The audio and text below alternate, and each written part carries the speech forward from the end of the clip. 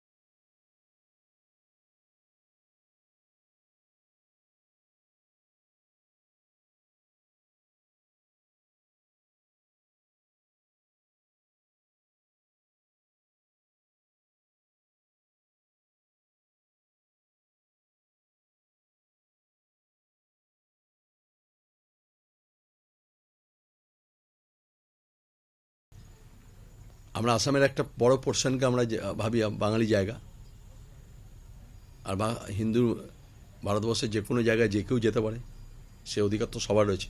ভারতের সংবিধান আমাদের সবাইকে অধিকার দিয়েছে। কবি আক্রান্ত হচ্ছে, সাহিত্যিক আক্রান্ত হচ্ছে, সিনেমা আর্টিস্ট আক্রান্ত হচ্ছে, গালাগালি দিচ্ছেন, এক অশান্তি প্রত্যেকের মধ্যে। ভারত সরকারের মধ্যে একটা অশান্তির বাতাবরণ তৈরি হয়েছে প্রত্যেকে। এরা অসভ্য বর্বর। আসাম সরকারটা আমি জানি না, কি সরকার আমি জানি না, হয়তো মুখ্যমন্ত্রী তার ম্যাচুরিটি নেই। এটা নিশ্চয়ই অন্যায়, এবং প্রাদেশিকতার জন্ম এইভাবেই নেয়। এর বিরুদ্ধে কংগ্রেসের প্রতিবাদ, এর বিরুদ্ধে কংগ্রেসের লড়াই। একজন কবি, শিল্পী, সাহিত্যিক, শুধু তার উপর আক্রমণই নয়, এটা দেশের মানুষের, নাগরিকদের বাক স্বাধীনতাকে রুদ্ধ করার যে অপপ্রয়াস, তারই অঙ্গ। পাল্টা জবাব দিয়েছে বিজেপিও। আমি মনে করি না বাক স্বাধীনতার মধ্যে যে যা ইচ্ছা বলতে পারে। হ্যাঁ, এটা ঠিক, বুদ্ধিজীবীদের গায়ে যখন পড়ে তখন তাদের খুব কষ্ট হয়। এখানে তো আমরা তসলিমা নাসরিনকে দেখেছি, তাকে কিভাবে তাড়িয়ে দেওয়া হয়েছে এখান থেকে। উনি আজ নিজে বলছেন, তার মতো বিশ্ববিখ্যাত লেখিকা কজন হয়েছেন? এরা তো পাড়ার কবি সব, কেউ লেখে কেউ হাততালি দেয়।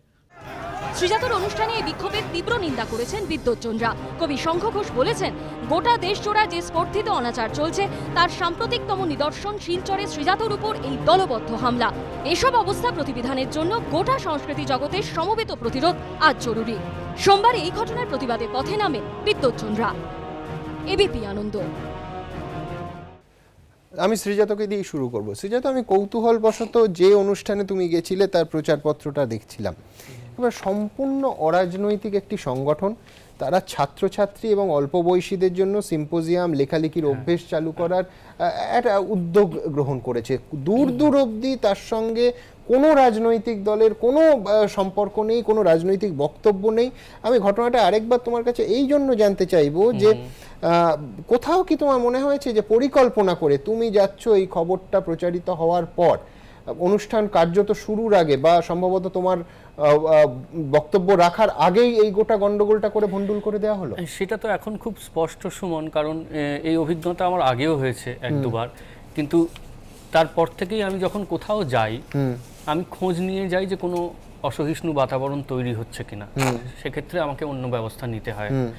কিন্তু আমি আগের দিন রাত পর্যন্ত যা খোঁজ পেয়েছি তাতে কেউ কোনো কথা বলেননি আমার আশা নিয়ে, কোথাও কোনো অসহিষ্ণুতা নেই। আমি পৌঁছবার পর থেকে আমার যিনি মূল উদ্যোক্তা যিনি আমার সঙ্গে যোগাযোগ করেছিলেন, সেই সব্যসাচী বাবু, তিনি আমাকে দেখান যে দেখুন দুপুর থেকে ফেসবুকে পোস্ট যাচ্ছে কিছু যে শ্রীজাতকে শিলচরে অনুষ্ঠান করতে দেওয়া হবে না, তার জন্যে যা প্রয়োজন আমরা করব এবং আমরা সার্কিট হাউস ঘেরাও করব। এবং ওখানে প্রশাসনের কাছেও একটি লিখিত দাবি দেওয়া হয়েছে অনেকের সই সহ, যে শ্রীজাতকে অনুষ্ঠান যেন না করতে দেওয়া হয়। তো এই মতো অবস্থায় আমাকে সার্কিট হাউস থেকে প্রথমে, ব্যক্তির বিচ্ছিন্ন উদ্যোগ নাকি কোনো সংগঠনের নামে? সংগঠনের নাম তো কোথাও নেই। বেশ, কারণ আমি যে পোস্টগুলো দেখলাম সেগুলো বিভিন্ন মানুষ আলাদাভাবে পোস্ট করেছেন যে আমরা ধিক্কার জানাচ্ছি, এর অনুষ্ঠান এখানে হতে দেব না। তো সেই আঁচ পেয়ে ওদের কোনো প্রস্তুতি ছিল না এরকম, তো ওরা একটু গোপনীয়তার সঙ্গেই আমাকে সার্কিট হাউস থেকে যে হোটেলের ব্যাংকোয়েটে অনুষ্ঠানটি হওয়ার কথা সেখানে নিয়ে যান।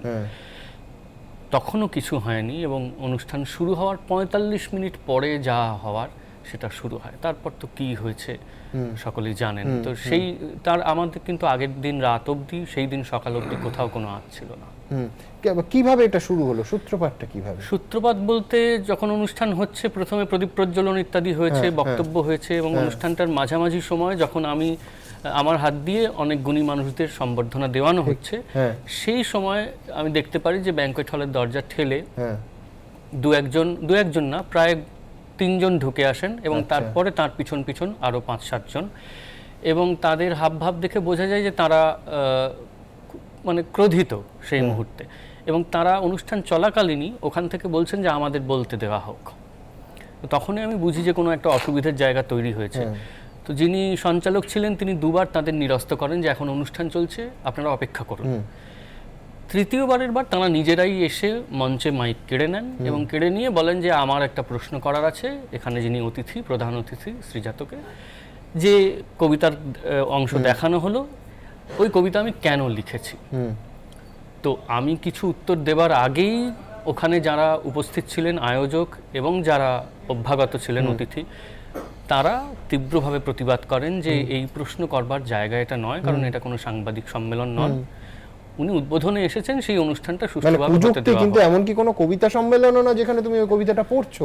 মানে ওই জন্যই বারবার জিজ্ঞেস করছি যে পরিকল্পনা করে পুরো জিনিসটা সাজানো। হ্যাঁ, এবং আমি তখন ভাবছিলাম যে আমি ওকে পাল্টা একটা প্রশ্ন করি যে আপনি যদি আমার 4টে কবিতার বইয়ের নাম বলতে পারেন, আমি এই ব্যাখ্যাটা আজকেই আপনাকে এখানে বসে দেব। তো তাকেও আর সেই বিপদে পড়তে হয়নি আর কি। তো তারপরে যখন ওখানকার আয়োজক এবং সম্মিলিত লোকজন প্রতিবাদ করেন, তখন সেটা প্রায় বাকবিতণ্ডা এবং হাতাহাতির জায়গায় যায়।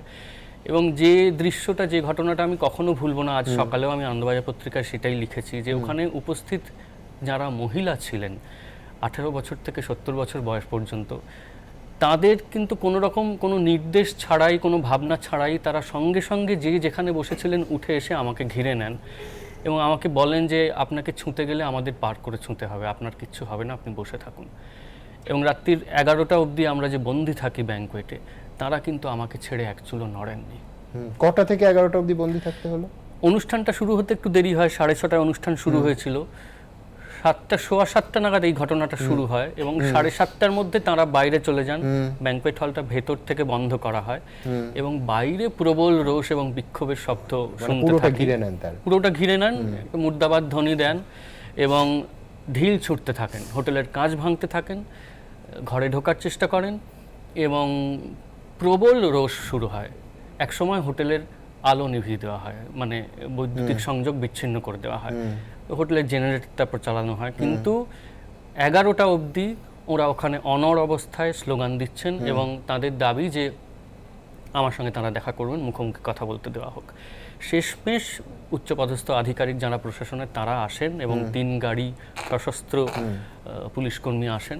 তারপরে এটার নিষ্পত্তি হয় এবং আমাকে কোনো রকমের সার্কিট হাউসে সরিয়ে নিয়ে যাওয়া হয় সেই 3 গাড়ি সশস্ত্র নিরাপত্তা কর্মী দিয়ে। ঠিক। আমি প্রণয়বাবুর কাছে আসবো। প্রণয়বাবু, স্থানীয় এক বিজেপি নেতা, আমি নাম করেই বলছি, বাসুদেব শর্মা, তিনি শটান উঠে বলেন যে আমাদের, যে রামসিজাত বলছে, আমাদের কিছু বক্তব্য আছে। আমার প্রথম প্রশ্ন আপনার কাছে, যেহেতু বিজেপি নেতা, একটি সাংস্কৃতিক সংগঠনের একটা সম্পূর্ণ সাংস্কৃতিক একটা অনুষ্ঠানে সেখানে নেতা ঢুকবেন কেন? সব থেকে বড় কথা, এটা পরিকল্পনা করে যদি গুন্ডামি বলি, মানে আমি বলছি অন্য কিছু বলার নেই। একটা কবিতার একটা বাক্য, সেটা সম্পূর্ণ অপ্রাসঙ্গিকভাবে এতদিন পর তুলে সেটা নিয়ে গন্ডগোল পাকানো হলো কার্যত, কি জন্য? আচ্ছা, প্রথমে একটা কথা বলি। হ্যাঁ। আজকে আমি এবং গোটা হিন্দু সমাজ তো সহিষ্ণুতার পাঠ নেবে এই প্রোগ্রামটা থেকে। হ্যাঁ। তো আমি যখন বলবো, বিশেষ করে সুমনদা যদি একটু সহিষ্ণু থাকে, বাকি সহিষ্ণু থাকে, আমার কথাটা বলার, মানে যখন ডাকা হয়েছে তাহলে আমার কথা বলারও অধিকার আছে। নিশ্চয়ই, আমি শুধু এইটুকু বলছি সেটা যাতে সুযোগ দেওয়া গোটা হয়। হিন্দু সমাজের প্রতিনিধি হিসেবে আপনি না, হিন্দুত্ববাদী মানেই তো বিজেপি নামে একটা পলিটিক্যাল দল করেন, সেই যে জন্য যে যাচ্ছে এসছেন। হিন্দুত্ববাদী বলে যারা, এই যে শুরু হয়ে আচ্ছা, বেশ বেশ বেশ, আমি শুরুতেই থামবো। আমার প্রশ্ন, আপনি কি শুধু হিন্দুদের যে কেন বাসুদেব শর্মা, হয়তো বললাম, তিনি বিজেপি নেতা, চরম অসহিষ্ণু তারা, আপনাদেরকে দেখে প্লিজ জনগণ দেখবে। আপনিই বললেন কথাটা। প্লিজ। দেখুন, যে ঘটনাটা ঘটেছে, আমি যদি খুব ভুল না করি, তো সেই শব্দটা ছিল হচ্ছে ত্রিশূলের মাথায় কন্ডম। এবং ত্রিশূল, এই যে বিষয়টা, এই বিষয়টা হিন্দু সমাজের মধ্যে ত্রিশূলটা একটা বিশেষ জায়গাতে বিশেষভাবে তারা ভাবে। তার সঙ্গে, মানে আপনি কি এইটা বলতে চাইছেন যে শ্রীজাত ভারতবর্ষের বা পশ্চিমবঙ্গে যেখানে যেখানে যাবে সেখানে সেখানে তাকে তাড়া করে লাঞ্ছনা করা হবে? আমি কিছুই বলতে যাচ্ছি না, আমি যেটা বলতে চাচ্ছি সেটাই তো বললাম, যে তাহলে সেটা শুনতে হবে। হ্যাঁ, বলুন বলুন। শুনতে হবে। হ্যাঁ, তো সেটা অনেকের মনে আঘাত নাও রাখতে পারে, কিন্তু অনেকের মনে আঘাত করেছে। হ্যাঁ। যাদের মনে আঘাত করেছে তাদের ধর্মীয় ভাবাবেগে আঘাত করেছে। আজ অবধি আমার জানা নেই, সিজাত এখানে আছে, উনি কি একবারও বলেছেন যাদের মনে আঘাত করেছে আমি তার জন্য দুঃখিত, ক্ষমা চাচ্ছি, বা আমি লাইনটা তুলে নিচ্ছি? আমার জানা নেই এরকম করেছেন। অর্থাৎ যাদের মনে আঘাত লেগেছে লাগুক, আমার যেটা রাইট, আমার স্বাধীনতা আছে, ব্যক্তি স্বাধীনতা আছে, তাতে আমি করেছি, তাতে কারোর যদি আঘাত লাগে লাগুক, এটাই হচ্ছে বিষয়। এখন কথা হচ্ছে, এইটা যদি বিষয় হয়, তো যাদের ভাবাবেগে আঘাত লেগেছে তাদেরও প্রত্যাঘাত করার অধিকার আছে। প্রত্যাঘাত করা অবশ্যই, মানে একটা গণতান্ত্রিক রাষ্ট্রে একজন কবিকে সেই কবিতার বাক্যের জন্য, নিজের বাক্যের জন্য ক্ষমা চাননি বলে আপনি যদি পাল্টা লিখুন, পাল্টা লিখুন। হ্যাঁ, ওইখানেই পাল্টা লিখুন। উনি যেটা বললেন সত্যিকারের, ওনার 4টে বইয়ের নাম আমি বলতে পারবো না, কিন্তু আমার যেটা খুব কৌতূহল, মোহাম্মদকে নিয়ে বা নবীকে নিয়ে এরকম অপমানজনক কোন, যদি উনার কবিতা থাকে, 2 লাইন যদি আজকে আমাদের সবাইকে বলেন, তাহলে আমি বুঝতে পারবো উনার ব্যক্তিসত্তা, উনার ভবিষ্যৎটাকে বুঝতে পারবো। কবির অর্থাৎ ডেলিভারি হচ্ছে তার আপনি হিন্দু সমাজকে অপমান করবেন, হিন্দু ভাবাবেগে আঘাত আনবেন, এই কারণে যে হিন্দুরা সহিষ্ণু। আজকে যারা প্রতিবাদ করেছে তারা পশ্চিমবঙ্গ থেকে প্রেরণা পেয়েছে।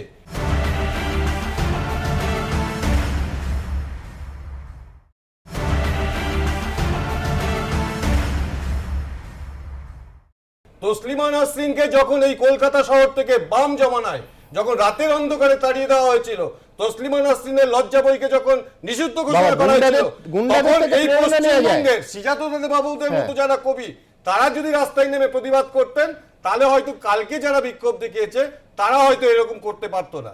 অর্থাৎ তারা সিলেক্টিভ। হিন্দু সমাজের উপর যখন আঘাত হবে, হিন্দু সংস্কৃতির উপর আঘাত হবে, তখন তারা সহিষ্ণু।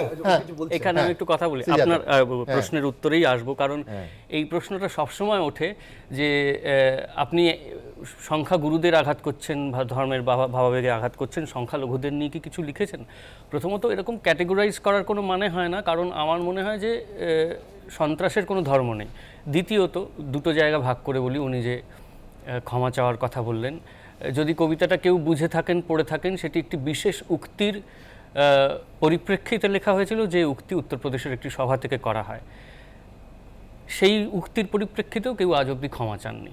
সুতরাং কবিতা লেখার জন্য আমার ক্ষমা চাওয়ার প্রশ্ন ওঠে না। সেই উক্তিটা তো কোনো ব্যক্তি করেছিল, তার সাথে কবিতাটাও তো আমি ব্যক্তির, ত্রিশূলটাকে কেন আপনি সেই ব্যক্তিকে বলুন, তার জন্য সিম্বলটা ত্রিশূল কেন? আমি তো সেই ব্যক্তিকেই বলেছি। ত্রিশূলের মাথায় কন্ডম, এই শব্দটা। আচ্ছা, এইবার শুনুন, সেটা হচ্ছে যখন এইভাবে ব্যাখ্যা দেওয়াটা খুব ছেলে মানুষই, কিন্তু আমার বলতে হচ্ছে যে যখন অভিজিৎ রায়কে খুন করা হয় ঢাকার পথে, আপনি নিশ্চয়ই জানেন, ব্লগাররা খুন করেন এবং সেটা ইসলামিক সংগঠন, সেই দিন থেকে আমি কিছু কবিতা লেখা শুরু করি, কারণ কবিতা আসে। দেবেশদা এখানে আছে, দেবেশদা আরও ভালোভাবে বলতে পারবে। সেই কবিতাগুলো সেই দিন থেকে শুরু হয় এবং টানা 6 মাস আমি লিখতে থাকি। ওখানেও জামাতরা এবং ইসলামিক সংগঠনরা, সন্ত্রাসবাদী সংগঠনরা হত্যা করতে থাকেন এবং আমার লেখাগুলোও আসতে থাকে। পরে একটি বই হয়, যে বইটির নাম অন্ধকার লেখাগুচ্ছ, সেটা এখানে আছে। আমরা একটা কাজও করেছি, যে প্রযোজনাটা হয়েছে সেটা দেবেশদার নির্দেশনায় হয়েছে, এবং আমার বাংলাদেশ যাওয়া কার্যত বন্ধ হয়ে যায়, কারণ আমি বাংলাদেশের ইসলামিক মৌলবাদী সংগঠনগুলো থেকে হুমকি পেতে থাকি। আমার ফেসবুক ব্লক করা হয় দুদিনের জন্য। আমার আগে নাম ছিল শ্রীজাত স্পিক্স, এমনভাবে রিপোর্ট করা হয় যে পরে আমাকে পাসপোর্ট দেখিয়ে শ্রীজাত বন্দ্যোপাধ্যায় নামে নতুন প্রোফাইল খুলতে হয়। এটা কিন্তু ইসলামিক মৌলবাদী সংগঠনগুলোর বিরুদ্ধে লেখার ফলে আপনারা যারা বলেন, আমার সবার কাছেই অনুরোধ, যদি আমার 4-5টা বই একটু কষ্ট করে কিনে পড়েন তাহলে একটু আমার একটা বুঝতে ছোট্ট পারবেন। প্রস্তাব আছে। না না, এবং যে কবিতাটা নিয়ে বলেন সেই কবিতাটা আমি আর একটা প্রশ্ন আছে। কলকাতাতে আমি তসলিমা নাসরিনকে নিয়ে আসতে চাই, আমরা একটি অর্গানাইজেশন, আপনারা কি থাকবেন আমাদের সাথে? বলুন। তসলিমা নাসরিন আমি শিল্পী, কবি, একটা কথা বলি আপনাকে, স্বাধীনতা আছে এই এই কলকাতা আপনি শহরে। বারবার বলেন না, এই তসলিমা নাসরিনকে যখন তখন এবিপি আনন্দ স্টুডিওতে এবং অফিসে থেকে ভাঙচুর হয়, ভাঙচুর। আমি ওনাদের কথা বলেছি, যারা সহিষ্ণুতা বলেন, কবি স্বাধীনতা বলেন, ব্যক্তি স্বাধীনতা বলেন, কবির অধিকার বলেন, আমি খালি জানতে চাই পশ্চিমবঙ্গের সেই সমস্ত কবি সাহিত্যিকদের কাছে প্রশ্ন, না, আমি এটুকু যে জানতে তসলিমা চাই যে নাসরিনের একটা প্রোগ্রাম কলকাতায় করতে চাই আমরা, আপনারা আমাদের সহযোগিতা করবেন আপনি কি কিনা? আমার তরফ থেকে বলুন, আপনি কি আপনার প্রশ্নের উত্তর পেলেন? যেটা জানতে চাইছিলেন যে আমি কেন অন্য কোনো ধর্মের সন্ত্রাস নিয়ে লিখি না। না না, অন্য পেয়েছেন কি? না না, সে আমি যতক্ষণ না সেই কবিতাটা আমি পড়ছি আমি তো বলতে পারবো না। আচ্ছা, আমি আপনাকে বই পাঠিয়ে দেব, বই পাঠিয়ে দেব, বই পাঠিয়ে দেব। হ্যাঁ নিশ্চয়ই নিশ্চয়ই, আপনি যখন বললেন আমি হ্যাঁ নিশ্চয়ই পড়বেন, একটু যদি পড়ার সময় হয় বা যদি হ্যাঁ, পড়ে নিশ্চয়ই বুঝতে পারেন আপনাকে জানিয়ে রাখি, তাহলে অবশ্যই যাবেন। অন্ধকার লেখাগুচ্ছ থেকে আজকে এই অনুষ্ঠানের শুরুর বাক্য দুটি আমি নিয়েছিলাম। আমি দ্রুত একবার দেখব রুদ্রপ্রসাদ সেনগুপ্ত, শীর্ষেন্দু মুখোপাধ্যায় এই গোটা ঘটনা নিয়ে তারা কি বলছেন। যে যার মতো ভাববে, চিন্তা করবে, সত্যের সন্ধান করবে, এটাই তো খুব স্বাভাবিক। সেক্ষেত্রে এ ধরনের হামলা হলে তো ন্যাচারালি আমরা ভয় পেয়ে যাব, আত্মসংবরণ করতে হবে। সংবরণ করা মানে তো নিজেকে নিজের গলা টিপে ধরার মতো, সেটা তো সম্ভব নয়। আর এটা যদি চলতে থাকে তাহলে আমরা একটা নৈরাজ্যের ভেতরে বাস করছি বলে আমাদের মনে হবে। একবার যখন চেয়ারটায় বসেছি তখন এইটাকে আঁকড়ে ধরে আমি চলবো চিরন্তন, মানে লর্ড কর্নওয়ালিসের পরে আবার একটা পার্মানেন্ট সেটেলমেন্ট যেন হয়, এবং তার জন্য আমি দরকার হলে মুণ্ডচ্ছেদ করব, মারবো, ধরবো ইত্যাদি, এরকম একটা জায়গা। এই জায়গাটা খুব চিন্তার বিষয়, কারণ ভারতবর্ষের চরিত্র এটা নয়। এই প্রতিবাদ চলবেই, এই প্রতিবাদ থামবে না কখনো। আমি ব্যক্তিগতভাবে একটা কথা বলি, সেটা হচ্ছে আগামী 2 তারিখ আমাকে আসাম সাহিত্য সভা থেকে আমন্ত্রণ জানানো হয়েছে কবিতা পড়ার জন্য। আমি যাব, গিয়ে আমি আমার কবিতা পড়ব না, আমি শ্রীজাতর কবিতা পড়ব। এটাই হবে আসামে দাঁড়িয়ে আমার প্রতিবাদ। কিভাবে একটা সুস্থ সংস্কৃতি সমাজে প্রতিষ্ঠিত হবে সেটা রাজনীতির প্র্যাকটিস থেকেই উঠে আসবে। কিন্তু ওই যে বললাম যে রাজনীতির প্র্যাকটিস বেঁচে থাকার সংস্কৃতিকে, আমাদের ইতিহাসকে, আমাদের ঐতিহ্যকে ফলো করাটা জাস্ট ছেড়ে দিয়েছে। এখন তাদের হচ্ছে যে তোমরা আমাকে ভোট দাও, ভোট দিয়ে একটা ক্ষমতা দাও, তারপর আমি যেভাবে দেশকে সাজাবো, আমি যেভাবে তোমাকে জিনিসটা দেখতে বলবো তোমাকে সেভাবে দেখতে হবে। তো এটা হচ্ছে। আমি দেবেশের কাছে আসবো। দেবেশ, শ্রীজাত ঠিক যেখানে ঘটনাটা যখন বলছিল, যেখানে শেষ করলো, আমার মনে আছে এই এবিপি আনন্দ স্টুডিওর সঞ্চালক প্রশ্ন করছেন যে আপনি কি নিরাপদে অমুক জায়গাতে আছেন শ্রীজাত এই মুহূর্তে?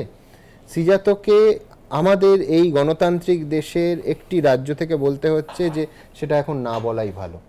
কোথায় যাচ্ছে ও? তো এরাম নয় যে কোনো বিরোধী দলের হয়ে সভা করতে গেছে, এবং এমন কিছু, মানে আমি বলছি আনপ্রভোক বলে একটা কথা আমরা খুব ব্যবহার করি সংবাদ মাধ্যমে, একেবারে সেই রকম ঘটনা, বিনা প্ররোচনায় একজন বিশিষ্টকে আমরা জানিও না যে শ্রীজাতকে আমরা চিনি, আমাদের সঙ্গে যোগাযোগ আছে, হয়তো চিনি না এরম কতজন মানুষ এই পেশন যন্ত্রে তাদের পেশাই হচ্ছে। সব থেকে খুব ইম্পর্টেন্ট এবং গুরুত্বপূর্ণ জায়গাটা হচ্ছে আজকে আমরা না, বাংলার মানুষরা না এই বিজেপির সন্ত্রাস এবং আরএসএসের এই ফ্যাসিজমটা বুঝি না। আজকে শ্রীজাতর সঙ্গে এটা হয়েছে বলে আমরা অনেকে আঁচ পাচ্ছি। দেখো, এম কালবুর্গি, নরেন্দ্র দাভোলকর থেকে আরম্ভ করে গৌরী লঙ্কেশ পর্যন্ত মানুষদের কিন্তু এই হিন্দুত্ববাদী সংগঠন, তোমরা জানো যে সনাতন সংস্থা, সংস্থার নামও এটা প্রকাশিত হয়েছে যে তারাই করেছে এটা, তারা কিন্তু এইরকমভাবে মানুষদেরকে তারা খুন করেছে। তো এটা হচ্ছে একটা ফ্যাসিজমের একটা চূড়ান্ত জায়গা, যেটা সারা ভারতবর্ষ জুড়ে কিন্তু গত 4-5 বছর ধরে যদি আমরা প্যাটার্ন লক্ষ্য করি, সে প্যাটার্ন জুড়ে কিন্তু যখনই শিল্পী বুদ্ধিজীবীরা কথা বলতে চেয়েছেন তখন কিন্তু গুলি করে মেরে ফেলা হয়েছে। এবং প্যাটার্নটা আমরা জানি যে কীভাবে সকালবেলায় যখন বেড়াতে বেরিয়েছেন, ওয়াকে বেরিয়েছেন, তখন স্ট্রেট হয়ে গুলি করে মেরে ফেলে দেওয়া হচ্ছে। তো এইটা হচ্ছে এই ধরনের ফ্যাসিজমের একটা চূড়ান্ত নিদর্শন, যেটা আজকে শ্রীজাতর সঙ্গে হয়েছে বলে আমরা কিছুটা টের পাচ্ছি। পশ্চিমবঙ্গে মানে এটা বিজেপি এবং আরএসএস এর মতো এই ধরনের কট্টর হিন্দুত্ববাদী সংগঠনগুলো, তাদের এটা একটা সারা ভারতবর্ষ জুড়ে গত 4-5 বছর ধরে তারা একটা প্যাটার্ন তৈরি করছে, একটা ভয় দেখানোর প্যাটার্ন, যেটা শিশুবাবু বললেন যে তুমি ক্ষমতার বিরুদ্ধে, মানে আমি তোমাকে যা দেখাবো, আমি যেভাবে একটা দেশকে দেখাতে চাইছি, আমি যেভাবে একটা সমাজকে দেখাতে চাইছি, যেভাবে একটা সংস্কৃতিকে দেখাতে চাইছি, হিন্দু বলতে আমি যা বুঝি, ভারতীয় সংস্কৃতি বলতে আমি যা বুঝি, সেইভাবেই তোমাকে আমাদের ভারতীয় সংস্কৃতিটাকে বিশ্বাস করতে হবে। তার বিরুদ্ধে তুমি যদি কথা বলো, প্রথমে তোমাকে আমরা ভয় দেখাবো, তারপরে তোমাকে আমরা মেরে ফেলার চেষ্টা করবো। তো এই শ্রীজাতর ঘটনাটা অনেকটা সেই প্যাটার্নটার একটা পার্ট, কিন্তু যেটা আমরা শিলচরে লক্ষ্য করেছি। আমার যেটা মনে হয়েছে, যেটা যেখানে যেখানে বিজেপি শক্তিশালী হবে সেখানেই কিন্তু ওরা এই প্ল্যানটা করবে এবং একই রকমভাবে শিল্পী বুদ্ধিজীবীদের ওরা অ্যাটাক করবে।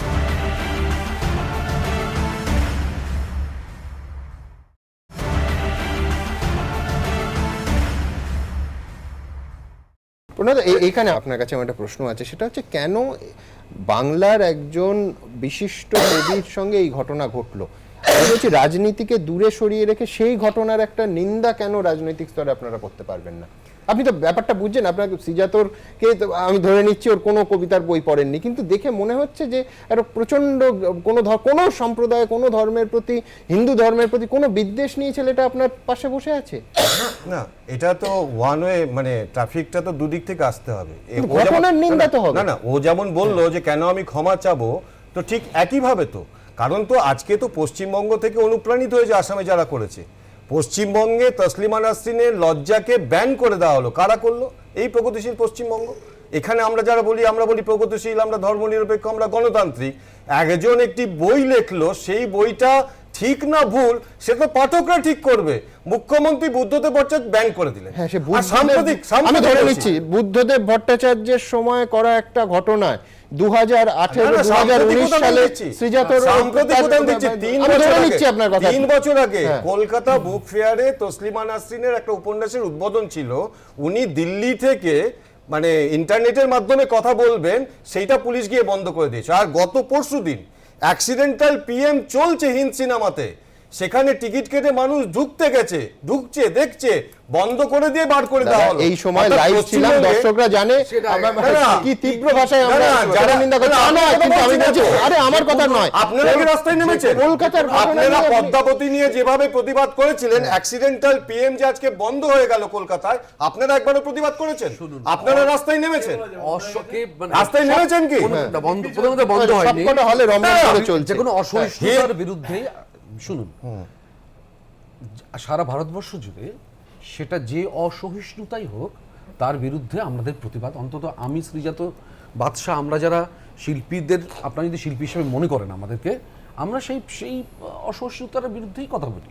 তার জন্য কোনো নির্দিষ্ট ঘটনার উল্লেখ করা না। যেটা সুমন বলতে চাইছে, আপনি সেই প্রশ্নের একটু উত্তর দিন তো, একটু শুনি। যে আপনার কি একটা মানুষ হিসেবে মনে হয় না যে ঘটনাটা ঘটেছে সেই ঘটনাটা নিন্দনীয়? আপনি রাজনৈতিক দলের ঊর্ধ্বে গিয়ে অন্তত একবার সেই কথাটা বলুন না। না, মানুষ হিসেবে আমার হয় না, কারণ শ্রীজাতরা যখন বলতে পারেন যে না আমি তার জন্য ক্ষমা চাবো না, তা আমারও সেটা মনে হয় না। কারণ উনি যদি বিশিষ্ট মানুষদের কি মনে হচ্ছে, সুগত বসু, পবিত্র সরকার, তিলোত্তমা মজুমদার কি বলছেন, তারা কি ভাবছেন তারা এই ঘটনা নিয়ে? যে দেশে কবির পোয়েটিক লাইসেন্স নেই, সে দেশে বুঝতে হবে গণতন্ত্রের খুব দুরবস্থা। আমি ইতিহাসবিদ, আমি দেখছি ইতিহাসের নামে কিভাবে গাল গল্প ছড়ানো হচ্ছে। আমাদের দেশে যেটা ঘটছে সেটা অসহিষ্ণুতার থেকে কিছু বেশি। আমার মনে হয় অন্যায়, অযুক্তি, অমানবিকতার একটা স্রোত বন্যার মতো আমাদের দেশের ওপর দিয়ে বয়ে চলেছে। আমরা কবিদের দিকে তাকিয়ে থাকি যে তারা সত্য কথাটা উচ্চারণ করবে। যে অন্যায় হচ্ছে, অবিচার হচ্ছে। কবিদের কণ্ঠ থেকে তাদের ভাষা, তাদের নির্মাণটা এত অন্যরকম হয় যে প্রতিবাদটা অনেক জোরালো হয়, লোকের মনের মধ্যে পৌঁছে যায়। আর শ্রীজাত সেই রকম একটা ভূমিকা আগাগোড়া নিয়েছে। কাজে তার উপরে যে আক্রমণটা করেছে এটা একটা অত্যন্ত ধিক্কারযোগ্য অন্যায় আমি বলবো। সামগ্রিকভাবে আসামের যারা সাহিত্য সংস্কৃতির মানুষ তারা এই ধরনের আক্রমণকে কখনোই পছন্দ করেন না। আমি এইটুকু দায়িত্ব নিয়ে বলতে পারি, থিয়েটারের মানুষরা পছন্দ করেন না। কিন্তু যেটা শ্রীজাতর উপর যেটা ঘটলো সেটা সারা ভারতবর্ষে যা ঘটছে তারই একটা অংশ।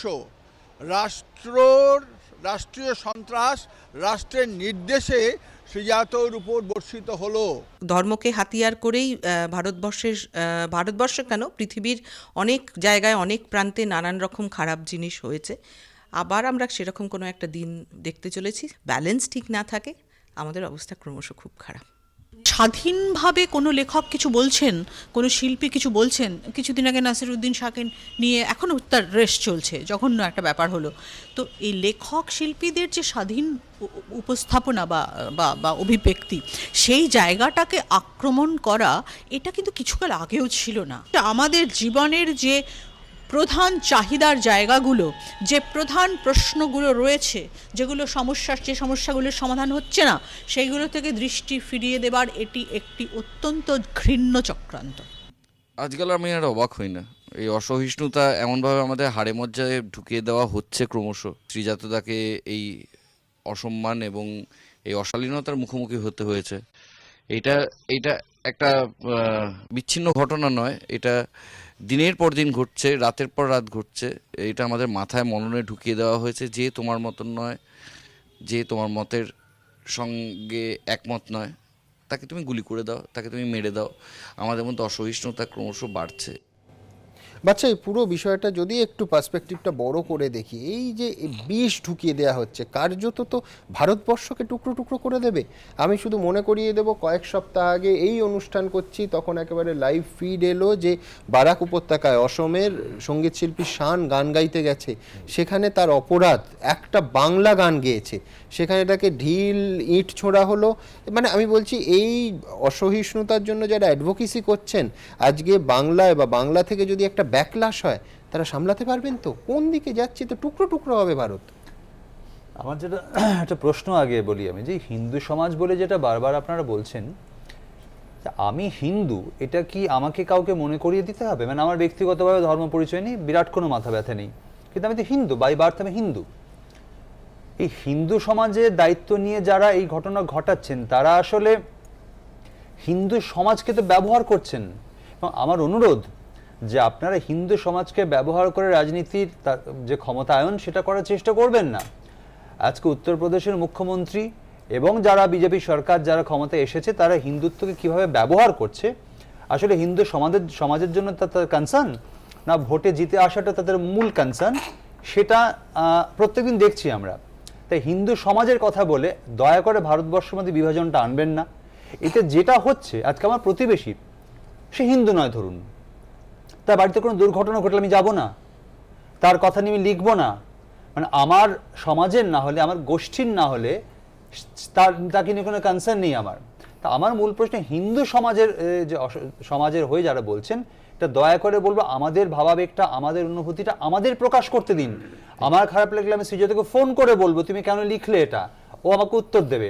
বাট তার মানে এটা নয় যে উনি বা কেউ দায়িত্ব নিয়ে 500 লোকের বাড়িতে ঢিল ছুটতে পারে। এবং চিরকাল তো বাচ্চা কোনো লেখক সাহিত্যিক তার লেখার, আমি ধরে নিচ্ছি যে প্রণয়বাবুর কথা অনুযায়ী যে আমার ভাবাবেগে খুব জোরালো ধাক্কা লেগেছে, আমার প্রকাশভঙ্গিটাও তো সভ্য সমাজের মতো হবে। আমি তো লিখেই তার জবাব দেব বা আমি তার কাছে পৌঁছানোর চেষ্টা করবো আমার প্রতিবাদটা। ফোন কলটাকে ওপেন করে দিন, ফোন কল একটু ঢুকতে দিন, কত প্রশ্ন আসে দেখুন না। উনি একটা জেন্টলম্যান প্রোগ্রাম হোক না, উনি উত্তর দিন না। না প্রশ্ন উনি যেটা বললেন যে প্রশ্ন করা, আপনি ফোন কল অন করে দিন, কত প্রশ্ন আসছে। ম্যানিপুলেট ফোন কল এবং ম্যানিপুলেট ওয়েবসাইট, যেখানে রিচ করা যায় না, যেখানে ওনাকে রিচ করা যায় না, সেখানে তারা কিছু বলতে গেছে। কিন্তু আমি বলছি এই আসামে যদি প্রশ্ন আসে, যেমন উনি বললেন যে 4টে বইয়ের নাম তারা কেউ পড়েনি, যদি প্রশ্ন আসে ও বলতে পারবে কবিতার কি পার্সপেক্টিভে লেখা, কেন লেখা, এবং সঙ্গে যে কথাগুলো বললেন বাংলাদেশের ব্লগারদের নিয়ে সেটা বলতে পারবেন না। বাচ্চা আমি বলছি আমার প্রশ্নটা ডায়লগ ওপেন করছে না। এক্স্যাক্টলি আমি বলছি প্রণয়দা, অসমে যেটা হয়েছে সেটা তো গুন্ডামি, তো প্রশ্নের বিষয় নয়। আপনি ঢিল ছুঁড়েছেন, আপনি হোটেলের কাঁচ ভেঙেছেন, আর লাইট নামিয়ে দিতে হয়েছে। বর্ণনা করলেন যে প্রথমে তারা গিয়ে বলেছে যে আমার কিছু প্রশ্ন আছে, তো যদি সেই জায়গাতে যারা উদ্যোক্তা ছিলেন তারা যদি ওই প্রশ্ন উত্তরের প্রোগ্রামটাকে অ্যারেঞ্জ করে, তারা কি বলেছে যে না আয়োজক বলেছে এটা হবে না, এটা তো দরজাটা তো ওখানে বন্ধ করে দিয়েছে, অনুষ্ঠান নয়, এটা সাংবাদিক ওখানে বন্ধ করে দিয়েছে, আমি ওখানে তো দরজা বন্ধ করে দিয়েছে, এটা গণতান্ত্রিক ভাবে না হতে পারে। আমি বলছি প্রশ্ন করার যোগ্যতাই বা কি? ধরুন আজকে দেবেশদার একটা নাটক চলছে, আমি গিয়ে বললাম যে একটু নাটকটা পড়া হবে, দেবেশদা একটা হেমন্ত মুখোপাধ্যায়ের গান একটু গেয়ে শোনা। দেবেশদা কি একাডেমিতে তখন হেমন্ত বাবুর গান গেয়ে শোনা? তাহলে বাদশাদা যেটা বলছিলেন যে আমি তো ডাইরেক্ট প্রশ্ন করতে পারি, আপনার কাছে তো রিচ করা যাচ্ছে না, যারা আপনার কাছে প্রশ্ন করতে পারে তারা আপনার কাছে পৌঁছাতে পারবে না। না মারা তো পরে যখন ওই প্রোগ্রামটা তারা তো প্রশ্নই করতে চেয়েছিল, যদি উদ্যোক্তারা যদি প্রশ্ন করার সুযোগটা দিত তাহলে তাদের প্রশ্নই হতো না। আজকের দিনে প্রশ্ন করার সবথেকে সহজ পথ হচ্ছে ফেসবুক, সোশ্যাল নেটওয়ার্ক, সেখানে আমি জবাব হবে না। আরেকটা কথা আমার অনুরোধ, এটা রিকোয়েস্ট, আমাকে প্লিজ বলতে দিন, সেটা হচ্ছে শ্রীজাত একজন প্রতিষ্ঠিত কবি, আজকে এই ঘটনার জন্য আমরা জানতে পেরেছি, কিন্তু এই যে প্রেসিডেন্টটা তৈরি হচ্ছে, আপনারা কি জানেন যাদের আপনারা ইন্সপায়ার করছেন করতে এটা, তাদের পাড়ায় পাড়ায় এরকম অনেক ছোট ছোট শ্রীজাত আছেন যারা তাদের কথা বলতে চায়, প্রতিবাদ করতে চায়, তাদেরকে কলকাতায় ছিলেন, আপনি সেদিন প্রতিবাদ করেছিলেন, আপনি কেন আপনাদের অসহিষ্ণুতা প্রশ্ন আসেনি, যেহেতু আপনি বামপন্থায় বিশ্বাস করেন, বামপন্থ সরকার ক্ষমতায় ছিল, লজ্জা লেগেছিল আপনাদের। তার আগে তিলোত্তমা বলছিল নাসিরউদ্দিন শাহর কথা। আমি এই স্টুডিওতে সবাই তিনজন একসঙ্গে কথা বললে কেউ শুনতে পারে না, আমি দ্রুত একবার নাসিরউদ্দিন শাহ তার মন্তব্য নিয়ে কি প্রতিক্রিয়া এসেছে দেখাবো আপনাদের। অসমের শিলচরে কবি শ্রীজাতর অনুষ্ঠানে হিন্দুত্ববাদীদের বিক্ষোভ ঘিরে বিতর্ক তুঙ্গে। এই ঘটনা অনেককে মনে করিয়ে দিয়েছে অভিনেতা নাসিরউদ্দিন শাহর কথা, যিনি কয়েকদিন আগে একইভাবে গেরুয়া শিবিরের রোষের মুখে পড়েছিলেন। मैं वो हूं जो किसी के हाथ में तस्बीह देख के शक करता है, और मैं वो भी हूं जो आजकल दाढ़ी बढ़ाने और टोपी पहनने से घबराता है। 20 डिसेंबर একটি ভিডিওতে দেশের পরিস্থিতি নিয়ে মুখ খোলেন বলিউডের এই অভিনেতা। फिक्र मुझे होती है अपने बच्चों के बारे में, क्योंकि कल को उन्हें कोई अगर एक भीड़ ने घेर लिया कि तुम हिंदू हो या मुसलमान, तो उनके पास तो कोई जवाब ही नहीं होगा। বিজেপি শাসিত উত্তরপ্রদেশের বুলন্দ শহরে এক ইন্সপেক্টরকে পিটিয়ে খুন করে স্বঘোষিত গোরক্ষকরা। তা নিয়েও উদ্বেগ ঝরে পড়ে নাসিরউদ্দিনের গলায়। कई इलाकों में हम लोग देख रहे हैं कि एक गाय की मौत को ज्यादा अहमियत दी जाती है एक पुलिस अफसर की मौत के बनस्बत। मुझे फिक्र होती है। নাসিরউদ্দিন শাহর এই মন্তব্যের পরই রাজনীতিতে কার্যত ঝড় ওঠে। একদিকে নাসিরউদ্দিনকে আক্রমণে ঝাঁপিয়ে পড়ে বিজেপি। इस देश में एक बहुत बड़ी साजिश हो रही है, इस देश में विभाजन की स्थितियों का निर्माण करने की कोशिश हो रही है, और ये जो फिल्मी महोदय बोले हैं, मैं इनका नाम नहीं लेना चाहती हूँ क्योंकि इस लायक नहीं कि इनको इतनी इज्जत दी जाए, ये बोले हैं ये उसी साजिश का हिस्सा है। इस देश में सबसे सुरक्षित रहकर असुरक्षित महसूस करना ये भी एक फैशन है। উত্তরপ্রদেশ নবনির্বাণ সেনা নাসিরউদ্দিন শাহর জন্য পাকিস্তানের টিকিট কেটে ফেলে, কিন্তু তারপরও নিজের অবস্থানে অনড় থাকেন এই বর্ষিয়ান অভিনেতা। सिर्फ हंगामा खड़ा करना मेरा मकसद नहीं, मेरी कोशिश है ये सूरत बदलनी चाहिए। अगर मुझे अपने मुल्क के बारे में कुछ गलत लगता है, उसके बारे में कहना मेरा हक ही नहीं, मेरी जिम्मेदारी भी फर्ज है, और मेरी औलाद ताउम्र इसी मुल्क में रहेगी। कोई हमें पाकिस्तान नहीं भेज सकता, ना हम गद्दार हैं, ना हम देशद्रोही हैं, और ना मुझे अपने देश प्रेम को दिखाने का ढंडोरा पीट के ऐलान करने की जरूरत महसूस होती है। এর কিছুদিনের মধ্যে মানবাধিকার সংগঠন অ্যামনেস্টি ইন্ডিয়ার তরফে একটি ভিডিও প্রকাশ করা হয়, যেখানে ফের একই সুর শোনা যায় তার গলায়। हमने ऐसे ही मुल्क के ख्वाब देखे थे जहां इख्तिलाफ की कोई गुंजाइश ना हो, जहां सिर्फ अमीर और ताकतवर ही की आवाज सुनी जाए, जहां गरीब और कमजोर को हमेशा कुचला जाए। বিজেপির আক্রমণের মুখে নাসিরউদ্দিন শাহের পাশে দাঁড়ান অমর্ত্য সেন। এটা চলছে সেটা খুবই আপত্তিকর, এ বিষয়ে তো দুমত হতে পারে না।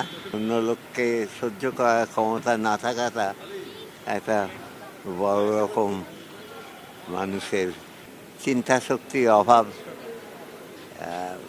মানতেই হবে, এবং যেটা চলছে সে জিনিসটা তো বন্ধ হওয়া এটা উচিত। অনেকেরই প্রশ্ন, গণতান্ত্রিক রাষ্ট্রে একজন নাগরিক তার মতামত প্রকাশের পর এসব ঘটনা ঘটবে কেন? নিজের মত প্রকাশের স্বাধীনতা কি কারো থাকবে না? সেই কথা শাসকের নাপাসন্দ হলেই কি এভাবে রোষের মুখে পড়তে হবে? এবিপি আনন্দ।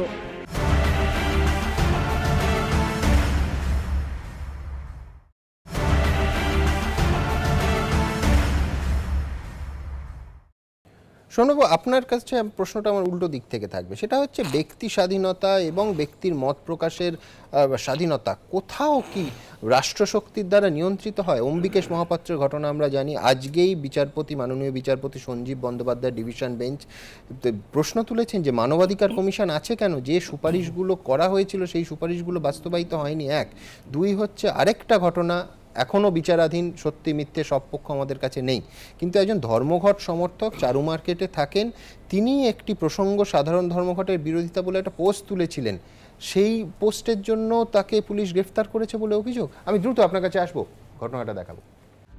হোয়াটসঅ্যাপে স্ট্যাটাস আপলোড করে রোষের মুখে সিপিএম কর্মী, বাড়িতে চড়াও হয়ে ভাঙচুর মারধরের অভিযোগ তৃণমূল কর্মীর বিরুদ্ধে, পুলিশের হাতে গ্রেফতার সিপিএম কর্মী। এই ঘটনা ঘটেছে চারু মার্কেট থানা এলাকার বিশ্বাসপাড়া লেনে।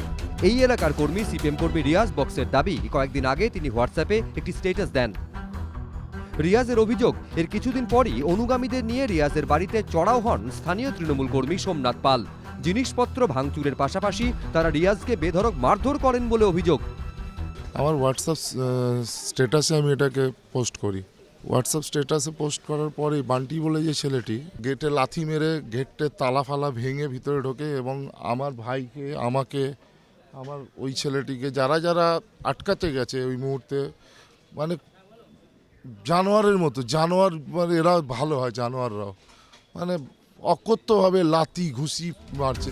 বাড়ির মহিলারা রিয়াজকে বাঁচাতে এলে তাদেরও মারধর করা হয় বলে অভিযোগ। টিএমসির অনেকগুলো ছেলে এসে এবার ঘরের মধ্যে ঢুকে গিয়ে বলছে তোর ছেলেদের ডাক, আমি বলছি ওরা কেউ নেই। তখন বলছে কি যে তাহলে তো হয়েছে ঠিক আছে, তোদের ছেলেদের পাবো না তো কী হয়েছে, তোদের নিয়ে যাব।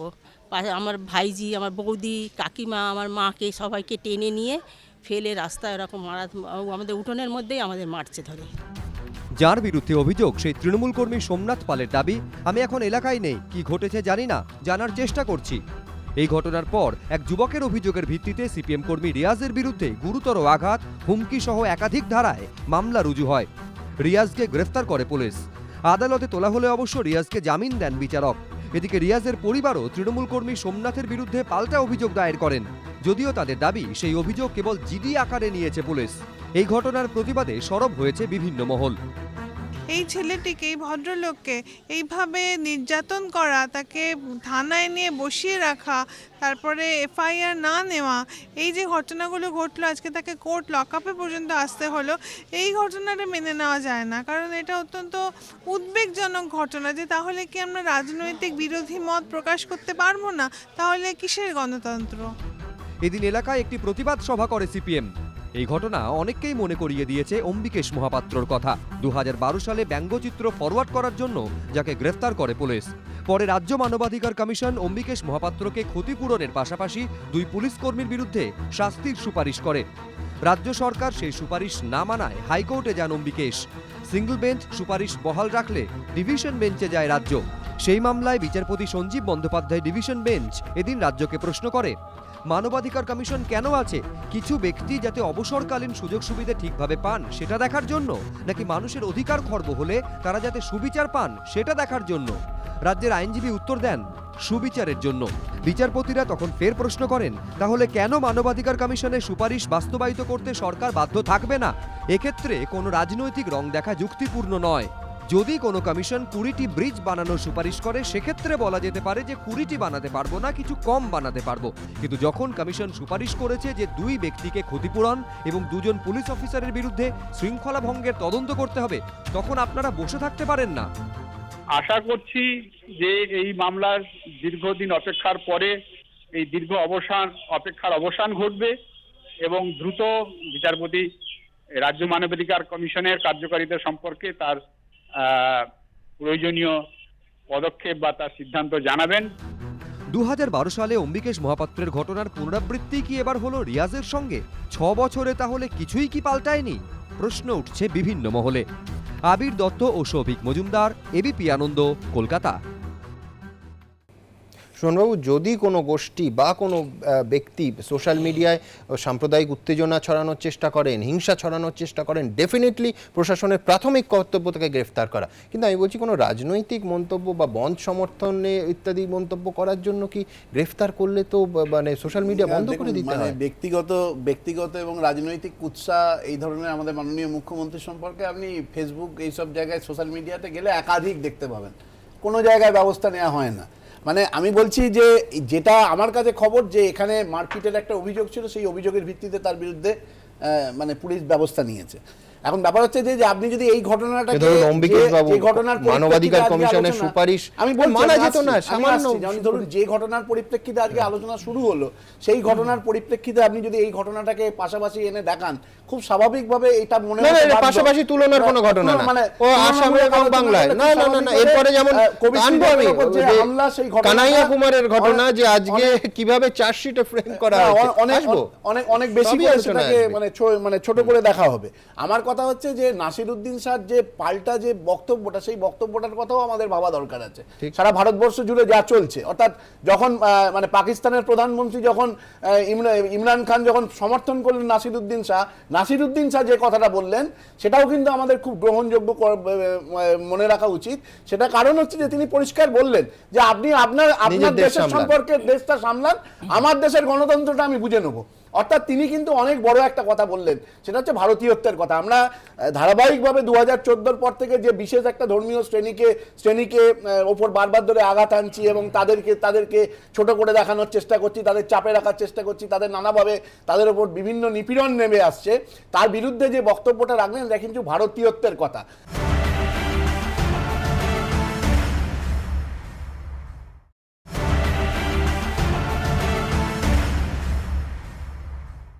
আপনি একটু আগে প্রণয়দা যেটা বললেন খুব দুর্ভাগ্যজনক, যে তিনি কবি শ্রীজাতকে প্রশ্ন করছেন যে ওই শব্দটা আপনি ব্যবহার করলেন কেন। আমি জানি না যে আগামী দিনে কোনো কবি বা কোনো সাহিত্যিককে কোনো কিছু লিখতে হলে মানে এখানে মুরলীধর সেন লেন বা দিল্লির যে মেন অফিস, সেখান থেকে সেই কবিতার শব্দ বন্ধগুলোকে পাস করিয়ে আনতে হবে কিনা আমি জানি না। ক্ষমা চাওয়ার কথা বললেন, আমার খুব দুর্ভাগ্য লাগলো যে এই কথাটা উনি বললেন। কিন্তু ধরুন রাজস্থানে যখন গৌরখ খান নামে পেহলু খানকে যখন পিটিয়ে মারা হয়, রাজস্থানের তদানীন্তন বিজেপি সিএম তিনি কি ক্ষমা চেয়েছিলেন? যোগী আদিত্যনাথের রাজ্যে যেভাবে ধরুন সাম্প্রদায়িক হিংসার যে ঘটনাগুলো ঘটছে, যেভাবে ভুয়ো সংঘর্ষের ঘটনা ঘটছে, গতকালই দেখবেন খবরের কাগজে আছে যে ইউএনও থেকে 15টা ঘটনাকে চিহ্নিত করে ভারতবর্ষের কাছ থেকে রিপোর্ট চাওয়া হয়েছে যে এই ধরনের ভুয়ো সংঘর্ষের ঘটনা কেন ঘটছে। তা সেক্ষেত্রে কি আমরা দেখছি কোনোভাবে সেখানে ক্ষমা চাওয়ার ঘটনা ঘটছে? আপনি যে দেশে আমরা বাস করছি, আপনি ভাবুন শবরীমালার রায়, সুপ্রিম কোর্টের একটা অত্যন্ত ঐতিহাসিক রায়, সেই রায় শুধুমাত্র বিজেপির বিরোধিতার কারণে কেরলে সিপিএম এর সরকার সেটাকে বাস্তবায়িত করতে পারছে না। আপনি ভেবে দেখুন আজকে আমরা কোন গণতন্ত্রের কথা বলবো। আজকে ত্রিপুরাতে সিপিআইএম এর রাজ্য সম্মেলন 1 বছর আগে ক্ষমতা থেকে সরে এসছে, সেই রাজ্য সম্মেলন কোনো প্রকাশ্য সমাবেশ ছাড়া করতে তারা বাধ্য হচ্ছে। 96% আসনে বিনা প্রতিদ্বন্দ্বিতায় কিন্তু শবরীমালার কথা আপনি তুললেন, কোর্টে যেতে পারছে না। আপনাকে পাশাপাশি সাধুবাদ জানাতে হবে রাজনীতির অঙ্কের কথা না ভেবে কেরল সরকার যে ব্যবস্থা নিয়েছে এবং সিসিটিভি দেখে 3000টা এফআইআর করে গ্রেফতার করেছে। আমি সেটাই বলছি। তাহলে এখানে কিন্তু প্রতিবাদ করার জায়গাটা রয়েছে। আজকে যদি সরকারের কোনো কাজ যদি কারোর পছন্দ না হয়, একাধিক জায়গায় প্রতিবাদ হচ্ছে। আমি একটা ছোট্ট কথা বলবো, সেটা হচ্ছে অসহিষ্ণুতা সুমনের যে পয়েন্টগুলোর সঙ্গে একমত। কিন্তু ওকে মনে করিয়ে দেবো সুমনকে আমার, যে জাস্ট কয়েকদিন আগে কাগজে বেরিয়েছে বালুরঘাটে বই মেলাতে ওখানকার স্থানীয় প্রতিষ্ঠিত লেখকদের বই প্রকাশ করতে দেওয়া হয়নি। বলা হয়েছে মেলা কমিটির চেয়ারম্যান বা প্রেসিডেন্ট ঘোষণা করেছেন যে বইগুলো রিভিউ করা হয়নি, সেই বইতে সরকার বিরোধী কোনো মন্তব্য আছে কিনা সেটা না জেনে বই আমরা প্রকাশ করতে দেব না। এটা পশ্চিমবঙ্গের ঘটনা। আমি সুমনকে বলবো ওর পয়েন্টের সঙ্গে একমত, কিন্তু অসহিষ্ণুতা শুধু ধর্মীয় নয়। যে রাজনৈতিক বাতাবরণ পশ্চিমবঙ্গে তৈরি হচ্ছে, যে আজকে যে ঘটনা এক্ষুনি দেখলাম চারু মার্কেটে, এই সবটার বিরুদ্ধে যদি দলমত নির্বিশেষে আমরা দাঁড়াতে না পারি, ভারতবর্ষ কেন মানে প্রত্যেকটা পাড়া, প্রত্যেকটা রাজ্য জাস্ট রক্তের বন্যা বইবে এরপরে। আমি সলিলদার কাছে যাব এবং তার আগে আপনাদের দেখাবো যে কানহাইয়া কুমার 3 বছর পর ঘটনার ঠিক ভোটের আগে যখন শোনা যাচ্ছে বিহারের একটা আসন থেকে সিপিআই দলের টিকিটে লোকসভা নির্বাচন লড়তে পারেন কানাইয়া কুমার সহ 9 জনের বিরুদ্ধে চার্জশিট দিল দিল্লি পুলিশ। প্রশ্নে আসবো, তার আগে ঘটনা।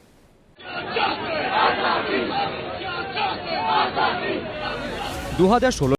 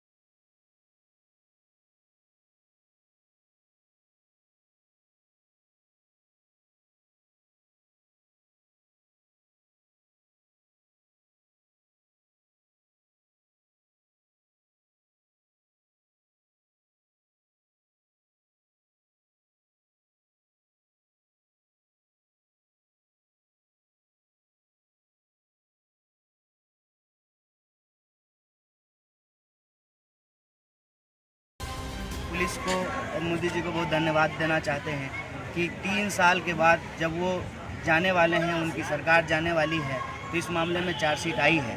हम अब भी चुनौती देते हैं इस सरकार को और इनकी पुलिस को कि इस मामले में सन्नी देओल की फिल्म की तरह तारीख पे तारीख न दिया जाए। त्वरित कार्रवाई करते हुए, स्पीडी ट्रायल करते हुए इस पूरे के पूरे मामले का जो है निपटारा किया जाए। সূত্রের খবর, লোকসভা ভোটে বিহারের বেগুসরাই থেকে সিপিআই এর প্রার্থী হতে পারেন কানহাইয়া কুমার।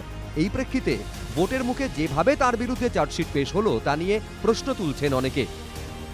বামপন্থী যারা প্রগতিশীল, যারা ধর্মনিরপেক্ষ, শিক্ষা অর্জন করে, এটার ঐতিহ্য রয়েছে। যেহেতু তারা সমাজের অগ্রগতি চায়, মানুষের মুক্তি চায়, শোষণ মুক্তি চায়, এইসব যারাই করছে তাকে দমন করবার জন্য দৈহিক আক্রমণ করেছেন, নানা দিক থেকে ষড়যন্ত্র করেছে। চার্জশিট দিয়েছে, আমাদের বিশ্বাস আদালতে যাবে, সত্যেরই জয় হবে। সরকার যে সিদ্ধান্ত গ্রহণ করে ওর বিরুদ্ধে রাষ্ট্রবিরোধিতার অভিযোগ নিয়ে আসছেন, আমার ধারণা এটা ভারতীয় জনতা পার্টি রাজনৈতিক একটা ভাবনাকে, তাদের নিজস্ব ভাবনাকে তারা ব্যবহার করবার চেষ্টা করছে, অর্থাৎ একটা প্রতিহিংসা চরিতার্থ করার চেষ্টা করছে। পাল্টা এই নিয়ে সুর চড়িয়েছে বিজেপি। কানাইয়া কুমার যদি অন্য কোনো রাষ্ট্রে বাস করত, বহু আগেই সেই দেশ থেকে বের করে দিত। কোনোভাবেই তাকে রাষ্ট্রের পক্ষে স্বীকার করা উচিত নয়। চার্জশিটে রাষ্ট্রবিরোধিতার যদি অভিযোগ থাকে, অত্যন্ত সঙ্গতপূর্ণ এবং অত্যন্ত প্রাসঙ্গিক বলে আমি মনে করছি। 1200 পাতার চার্জশিটে জেএনইউর ছাত্র সংসদের তৎকালীন সভাপতি কানহাইয়া কুমার সহ মোট 36 জনের নাম রয়েছে।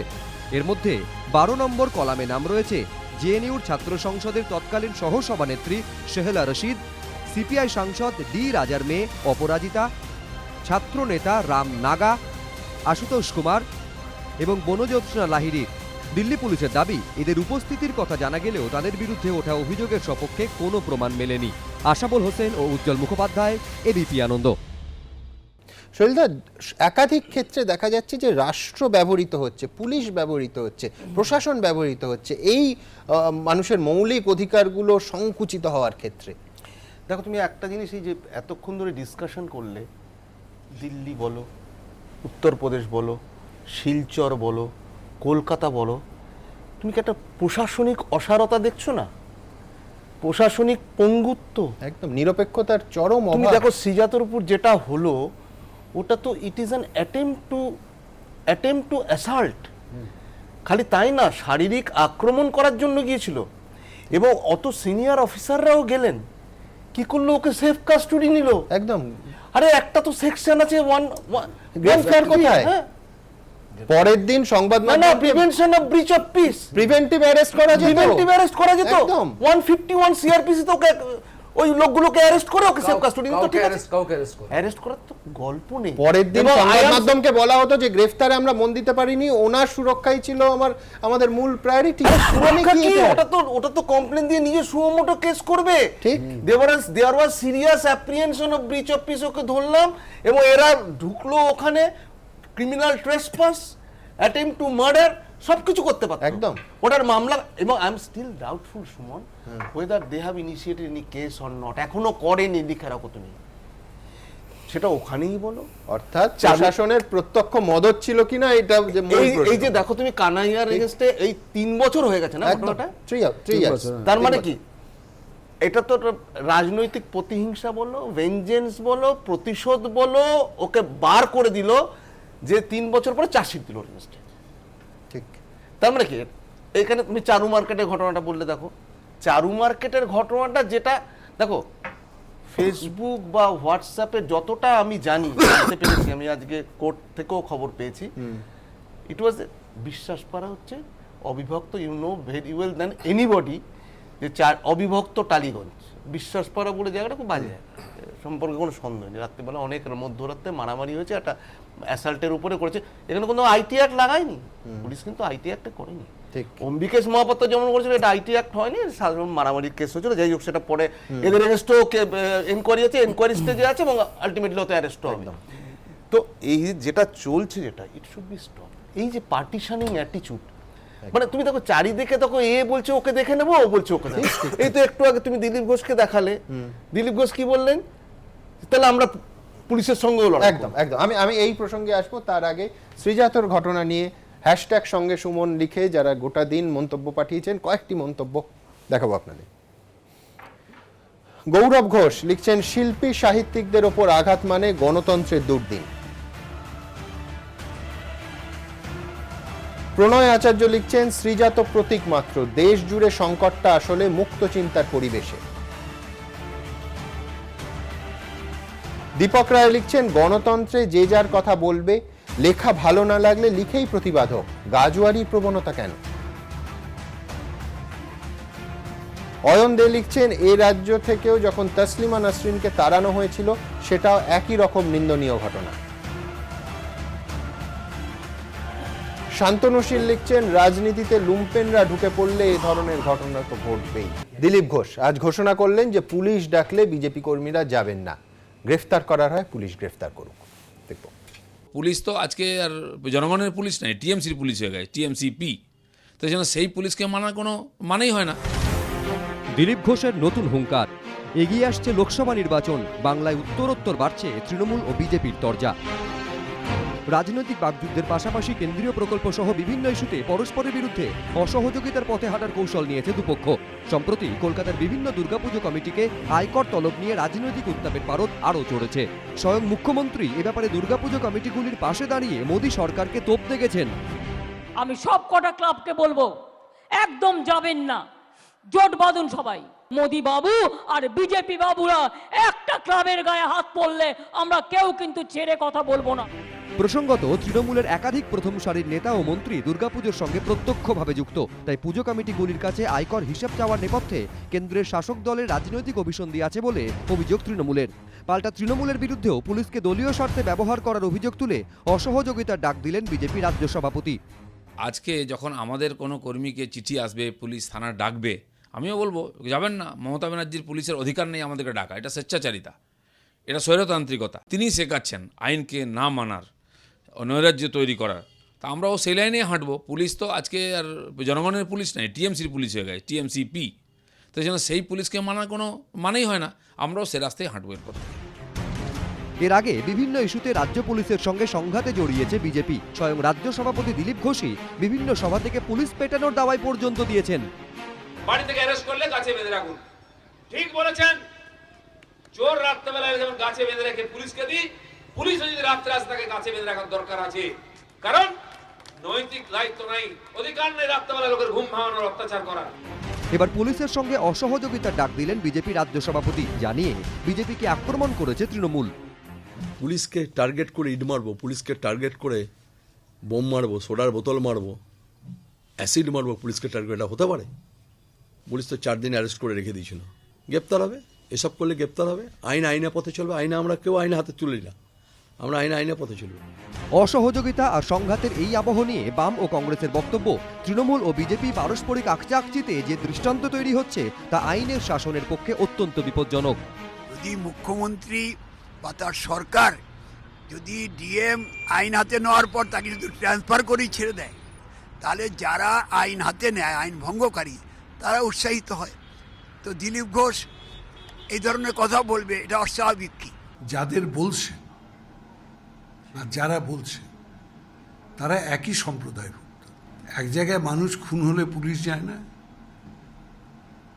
আর এক জায়গায় পুলিশ সমাজ বিরোধীদের ভয়ে টেবিলের নিচে আত্মগোপন করে। কেন্দ্রই হোক বা রাজ্য, সিবিআই হোক বা রাজ্য পুলিশ, বারবার দলীয় স্বার্থে তাদের কাজে লাগানোর অভিযোগ উঠেছে শাসক দলের বিরুদ্ধে। পর্যবেক্ষক মহলের মতে এর ফলে প্রতিষ্ঠানগুলির গুরুত্ব ক্রমশ লঘু হচ্ছে। আশাবুল হোসেন ও উজ্জ্বল মুখোপাধ্যায়, এবিপি আনন্দ। প্রণয়বাবু, রুল অফ ল বলে আয়কর ডাকলেও যেতে হবে, পুলিশ ডাকলেও যেতে হবে। আমি বলছি কোথাও এই রাজনৈতিক টানাপোড়েনে রুল অফ ল ক্ষতিগ্রস্ত হচ্ছে তো? দেখুন, আমরা যারা পশ্চিমবঙ্গে বাস করছি, সকাল থেকে রাত্রি আর জন্ম থেকে মৃত্যু একজনের অনুপ্রেরণায় চলছি, সেটা হচ্ছে মাননীয় মুখ্যমন্ত্রীর অনুপ্রেরণায়। রাজ্যের শাসক দলের প্রধান মানে প্রশাসনের প্রধান প্রশাসনিক বৈঠক থেকে, যেখানে ডিজি উপস্থিত আছে, মুখ্য সচিব উপস্থিত আছে, সেখান থেকে তিনি যদি বলেন ইনকাম ট্যাক্স অ্যাক্ট 1961, যেটা সর্বভারতীয় একটি ল, যেটা পশ্চিমবঙ্গে প্রযোজ্য, তাকে আপনারা মানবেন না, ডাকলে যাবেন না, যদি মাননীয় মুখ্যমন্ত্রী যদি আহ্বান জানান, তাতে অনুপ্রাণিত হয়ে বাকিরা যদি বলে যে ভারতবর্ষের আইন পশ্চিমবঙ্গে প্রযোজ্য না, তাহলে আইপিসিও পশ্চিমবঙ্গে প্রযোজ্য না। আর আরেকটা তো দেখতে পাচ্ছি আজকে পশ্চিমবঙ্গে রাজ্য বিজেপি সভাপতি যখন তিনি, মানে আমি বলছি নেতা নেত্রীদের মানুষ তো ফলো করে, আইনের শাসনটাকে ওইখানেই আসছে। মুশকিল, প্রশাসন তো প্রশাসনের কাজ করবে, আইন মতো কাজ করবে। আজকে সারা পশ্চিমবঙ্গে প্রায় 1,85,000 ফলস কেস বিজেপি কর্মীদের উপর দেওয়া আছে। আজকে প্রায় 11,500 কর্মী জেলে আছে ফলস কেসে। আপনার বিরুদ্ধে অভিযোগ আছে, আপনি ধরুন থানায় গেলেন অভিযোগ করতে, দেওয়াল লিখন, আপনি মার খেয়েছেন, আপনি থানায় গেলেন অভিযোগ করতে, এফআইআর করতে, আপনাকে অ্যারেস্ট করে রেখে দিল পুলিশ। তো যেখানে আইনের কোনো শাসন নেই, সেখানে আবার আইন কে মানবে? আমি বলছি যে কদিন আগে 82 নম্বর ওয়ার্ড আর তারপরে 117 নম্বর ওয়ার্ডে দুটোতেই 9% ভোট বিজেপির কমেছে। আর প্রণয়দাকে একটা কথা বলবো যে দিলীপ বাবু অসহযোগের ভোট কমেছে, সেজন্য পুলিশ এগুলো অসহযোগের কথা বলছেন কেন? 2019 তো পড়ে গেছে, 2019 বিজেপি ফিনিশ, বিজেপি তো ভারত ছাড়ো হবে এরপরে। আমার কথা কেন্দ্র রাজ্য অসহযোগিতা আমাদের গুনতে হবে না। তবে আমি সোমবাবুর উত্তরটা নেব, তার আগে দ্রুত দেখব আয়ুষ্মান ভারত এবং এ রাজ্যের বেহাল জাতীয় সড়ক, এই দুটো নিয়েও একেবারে সমান্তরাল টানাপোড়েন শুরু হয়েছে কেন্দ্র এবং রাজ্যের মধ্যে। ছবিটা তুলে ধরো। রাস্তার কৃতিত্ব কার তা নিয়ে তরজা কেন্দ্র বনাম রাজ্য, তরজা স্বাস্থ্য প্রকল্পের কৃতিত্ব নিয়েও সেই মোদি বনাম মমতা। সম্প্রতি শস্য বীমা, প্রধানমন্ত্রী গ্রাম সড়ক যোজনা এবং আয়ুষ্মান ভারত প্রকল্প থেকে সরে দাঁড়িয়েছে রাজ্য সরকার। আমাকেও তো 40 টাকা দিতে হয়, 40%। তোমার একার টাকা নয়, ওটা রাজ্যের টাকা আছে। আমি প্রোগ্রামটা আজকে আয়ুষ্মান ভারত থেকে উইথড্র করে নিলাম, অর্থাৎ তুমি এই টাকাটা দেবে তোমার থেকে, আমার থেকে আমি দেব না। আর এরপরই সংঘাতের এই আবহ আছড়ে পড়েছে রাস্তায়। আয়ুষ্মান ভারত প্রকল্পের চিঠি বিলি বন্ধ করার জন্য শনিবার নদিয়ার কৃষ্ণনগরের মুখ্য ডাকঘরে ঢুকে পোস্টমাস্টারকে রীতিমতো শাসনে দিয়ে আসেন জেলা তৃণমূলের সভাপতি গৌরী শঙ্কর দত্ত। কিন্তু আয়ুষ্মান কার্ড যদি বিলি হয়, আপনাকে সমেত পোস্ট অফিস বন্ধ হয়ে যায়। রবিবার চূড়ান্ত অশান্তি হয় পশ্চিম বর্ধমানের দুর্গাপুরেও।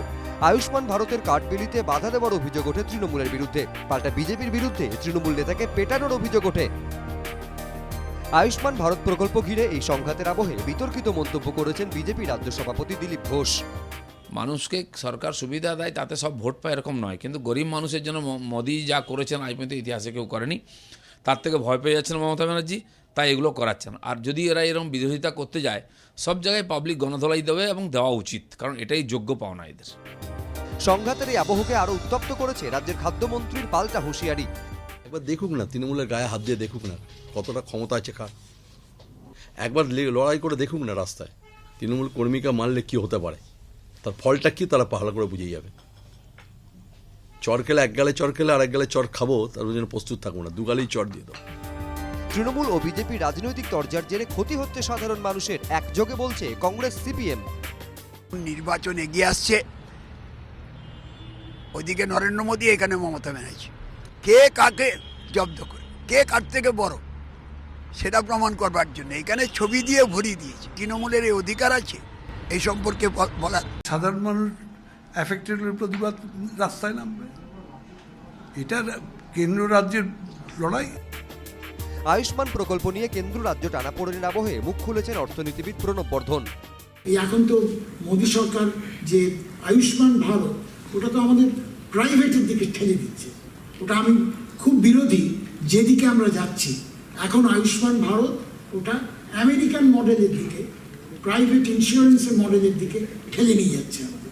আমি এর বিরোধী। আর শুধু আয়ুষ্মান প্রকল্পই কেন, রাস্তা নিয়ে এখনো নজিরবিহীন চাপানুতর। রাস্তার মোড়ে মোড়ে টাঙানো হোর্ডিং, হোর্ডিংয়ে লেখা এই রাস্তা কেন্দ্রীয় সরকারি সংস্থা ন্যাশনাল হাইওয়ে অথরিটি অফ ইন্ডিয়ার অধীনে। বহু অনুরোধের পরেও এই রাস্তা সংস্কার করা হয়নি। 34 নম্বর জাতীয় সড়কের দুর্দশার প্রতিবাদে টাঙানো এই বেনামি হোর্ডিংই এখন রাজনীতির কেন্দ্রে। এতদিন প্রধানমন্ত্রী সড়ক যোজনার নাম বদলে বাংলা সড়ক যোজনা করে দেওয়া নিয়ে কেন্দ্র ও রাজ্যের মধ্যে সংঘাত চলছিল। এবার রাস্তা রাজনীতিতে নতুন মাত্রা যোগ করল বেহাল 34 নম্বর জাতীয় সড়ক এবং তার সংস্কারের ঢিলেমির জন্য কেন্দ্রকে দায়ী করে দেওয়া এই হোর্ডিং। উত্তর 24 পরগনার বারাসাতের হেলাবটতলা মোড় থেকে আমডাঙ্গার গাদামারা হাট পর্যন্ত 34 নম্বর জাতীয় সড়কের প্রায় 25 কিলোমিটার বেহাল। অভিযোগ, দীর্ঘদিন ধরে মানুষকে পথ যন্ত্রণা ভোগ করতে হচ্ছে, অথচ জাতীয় সড়ক সংস্কারে কোনো উদ্যোগই নেয়নি national highway authority of India কর্তৃপক্ষ। এই প্রেক্ষাপটে বুধবার কৃষ্ণনগরের প্রশাসনিক বৈঠকে ক্ষোভ উগরে দেন মুখ্যমন্ত্রী। আমি বলেছিলাম আপনাদের এই যারা পাবলিক রিপ্রেজেন্টেটিভ আছে যে ভালো করে ফ্লেক্স লাগিয়ে দিতে, আবার ভুলে গেছেন যে এই রাস্তাটা কিন্তু সেন্ট্রাল গভর্নমেন্টের আন্ডারে। তাতে যদি একটু লজ্জা হয়, দুঃখিত, এটা কেন্দ্রীয় সরকারের রাস্তা। চেষ্টা করছি, অনেক পারছি, আমাদের দিক থেকে অনেক চেষ্টা হচ্ছে। সূত্রের দাবি, মুখ্যমন্ত্রীর নির্দেশের পর উত্তর 24 পরগনা এবং নদিয়ার বিভিন্ন জায়গায় এরকম হোর্ডিং টাঙিয়ে দিয়েছে তৃণমূল। এই রাস্তা যে রাজ্য সরকারের কন্ট্রোলে নেই, এই রাস্তা রাজ্য সরকার দেখাশোনা করে না, কেন্দ্রীয় সরকার দেখাশোনা করে, এটা মানুষকে জানাতে হবে। ওই জন্য আমরা জানিয়েছি। এ বিষয়ে ন্যাশনাল হাইওয়ে অথরিটি অফ ইন্ডিয়ার দায়িত্বপ্রাপ্ত বাস্তুকার কোনো মন্তব্য করতে চাননি। তবে বিষয়টি নিয়ে পাল্টা তৃণমূল পরিচালিত রাজ্য সরকারকেই কাজ করায় তুলেছে কেন্দ্রের শাসক দল বিজেপি। জেলার ভেতরের রাস্তাগুলো ওনারা দেখেছেন, নেতারা গিয়ে দেখে আসুন, কোমর ভেঙে যাবে গেলে। আমি তো সারা বাংলা গাড়ি নিয়ে ঘুরি, আমার চেয়ে বেশি কে জানে কোন রাস্তাটা কেমন আছে। এখানে তো এত কিলোমিটার, 600 কিলোমিটার জাতীয় সড়ক আছে, সব ফার্স্ট ক্লাসে চকচক করছে। ওই রাস্তায় চাপ বেশি, ওইখানে তো জমিয়ে দিতে পারলেন না 4 লেন রোড করার জন্য, আবার রাস্তা নিয়ে বড় কথা বলছেন। বেহাল অবস্থা দিলীপবাবু একবার আসুক না, দিলীপবাবু চলুক না, একটা জেলা দিলীপবাবু ধরে নিক, উত্তর 24 পরগনা জেলা এসে দেখে যাক যে রাজ্যের যে সড়কগুলো রয়েছে সেই সড়কগুলোর কি অবস্থা আমাদের জেলাতে। রাস্তা সংস্কার নিয়ে এই রাজনৈতিক চাপানুতরে সাধারণ মানুষের কোনো লাভ হচ্ছে কি, নাকি রাজায় রাজায় যুদ্ধের জেরে উলুখাগড়ার প্রাণ অতিষ্ঠ হয়ে উঠছে? এবিপি আনন্দ। সেটা আমার প্রশ্নটা পরিষ্কার, সেটা হচ্ছে এই রাজনৈতিক টানাপোড়েনের বাইরে দিল্লি কলকাতা বা কেন্দ্র রাজ্যের অসহযোগিতার আবহ যদি সত্যি হয়, মানে আমি বলছি কোথাও রুল অফ ল, রাজ্য সভাপতি বলছেন যে পুলিশ ডাকলে যাবে না, হাইকোর্ট ডাকলে যাবে না, আমি বলছি যে গুরুত্বপূর্ণ প্রশাসনিক ক্ষেত্রে মানে একটা তো প্রশাসনিক নিরপেক্ষতা মার খাচ্ছে কিনা, 2 হচ্ছে যে মানুষের জন্য কাজ, জনস্বার্থে কাজ যেগুলোকে আমরা বলি সেগুলো অবহেলিত হচ্ছে না তো, প্রশাসনের কাজ প্রশাসন করতে পারবে তো, রাজনৈতিক টানাপোড়েনে তো জনস্বার্থকে ক্রমশ দুর্বল করে দেবে, এইটা আশঙ্কা।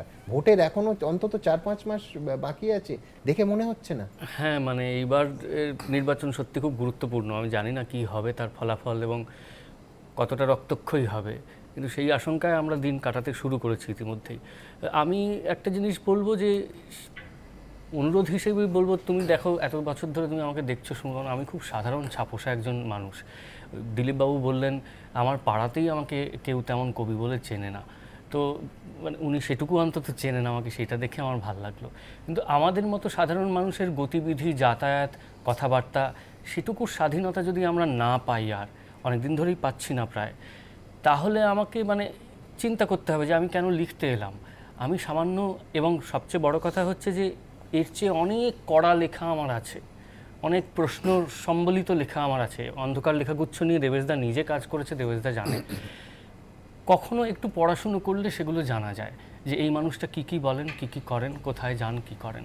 আমার একটাই অনুরোধ সমস্ত সকলের কাছে, যে আমরা যারা একটু লেখালেখি করি, গান বাজনা করি, নাটক করি, ছবি বানাই, অভিনয় করি, আমাদের যাতায়াত গতিবিধি, আমরা খুব সাধারণ মানুষ, সেটুকু করতে দেওয়া হোক। সেটা যদি এই জায়গায় পৌঁছয়, তাহলে যেটা বাদশা বললেন খুব ঠিক কথা, যে আমার হয়তো এই সাহসটা আছে যে আমি আবার কোথাও একটা যাব। দুর্ঘটনা ঘটলে হয়তো ঘটবে, আমি জানি না কী হবে, কিন্তু আমার জন্যে যে 5 জন আছেন বা যারা ভাবছেন যে আমি ভবিষ্যতে লেখালেখি করব, তারা কিন্তু পিছিয়ে আসবেন। আজ থেকে 20 বছর পর যদি লেখকহীন, শিল্পীহীন, অভিনেতাহীন, নাট্যকারহীন একটা সমাজ তৈরি হয়, তাহলে সেই ভারতবর্ষ সবচাইতে অন্ধকার ভারতবর্ষ হবে। আর সুমন, তার থেকে দুর্ভাগা আর কোনো দেশ হতে পারে না যেখানে একজন লেখক, সাহিত্যিক, কবিকে এত ভেবে তার কলম ধরতে হবে। রাজনৈতিক নেতারা যেখানে মানুষের কথা বলেন, পাড়ার কবি তো মানুষ, পাড়ার কবি বলে তাকে যে অসম্মান করছেন, ছোট করছেন, এই স্পর্ধাটা কে দিল একজন নেতাকে? আর আমার একটা প্রস্তাব, একটা অন্য বিষয়ে বলছি, যে বিজ্ঞাপন নিয়ে জনগণের টাকায় যে কয়েকশো কোটি বিজ্ঞাপন চলছে, এটা তো হতে পারে যে সমস্ত বিজ্ঞাপনগুলো কোনো প্রধানমন্ত্রী, মুখ্যমন্ত্রী কারো ছবি থাকবে না, দেশের মনীষীদের ছবি থাকবে, পশ্চিমবঙ্গ সরকার, কেন্দ্র সরকার, সেটুকু থাকতে পারে। কিন্তু আমি ভোট দিচ্ছি, আমার টাকায় বিজ্ঞাপন হচ্ছে, সরকারি টাকায়, আমাদের চয়েস নেই বলা যে কার ছবি থাকবে বা থাকবে না। এটা সিদ্ধান্ত হতে পারে দেশের কোনো মন্ত্রীর ছবি থাকবে না, সরকারি টাকার বিজ্ঞাপনে শুধু মনীষীর ছবি থাকবে, দলমত নির্বিশেষে সিদ্ধান্ত। সুপ্রিম কোর্টে একসময় মামলা হয়েছে। মানে ধরুন একটা কথা কিন্তু আজকে বলতেই হচ্ছে, যে দিলীপ বাবু যে প্রসঙ্গটা তুলেছেন, দিলীপ বাবু সদ্য অমিত শাহর বকুনি খেয়ে এসেছেন দিল্লি থেকে। আমি বলছি যে আজকে যে রাজ্য সড়কের সঙ্গে যে মানে কেন্দ্রীয় সড়কের যে পার্থক্যটা জাতীয় সড়কের, সেটা কিন্তু আপনাদের ক্যামেরায় পরিষ্কার। সিপিএম এর প্রতিনিধি যে রাস্তা দাঁড়িয়ে তার মানে আপনাদেরকে বাইকটা দিলেন, সেইটার সঙ্গে আপনি জাস্ট 34 নম্বর জাতীয় সড়কের যে ছবিটা, এইটা মেলালেই কিন্তু আপনি পরিষ্কার বুঝতে পারবেন। আর দুর্গাপূজার ওপর এত রাগ কেন? কারণ ওখানে বোধহয় মানে মোদির ভাই কেউ নেই, মানে হামারা মেহুল ভাই বললে 30,000 কোটি টাকা নিয়ে সেই জন্যই তো দুর্গাপূজা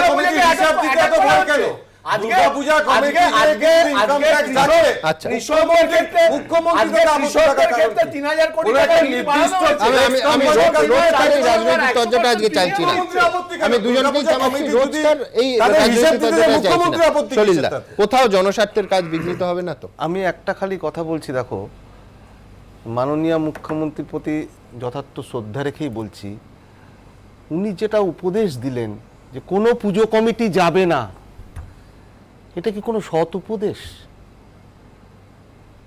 না গেলে তো 133 অফ আইটি অ্যাক্টে ওদের এগেইনস্টে সমন যাবে এরপরে, এবং ওরা কোর্ট নিজেরাই এরপরে পেনাল্টি করবে। তারপরে পেনাল্টিটা হবে কি পার ডে 100 টাকা। কিন্তু সুনীলবাবু ধরুন আইটি অ্যাক্টটা তো দেশের সমস্ত অনুষ্ঠানের ক্ষেত্রেই তো প্রযোজ্য। আমি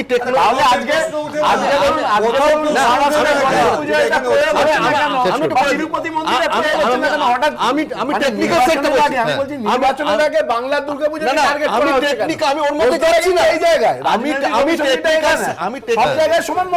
টেকনিক্যাল সাইডটা এক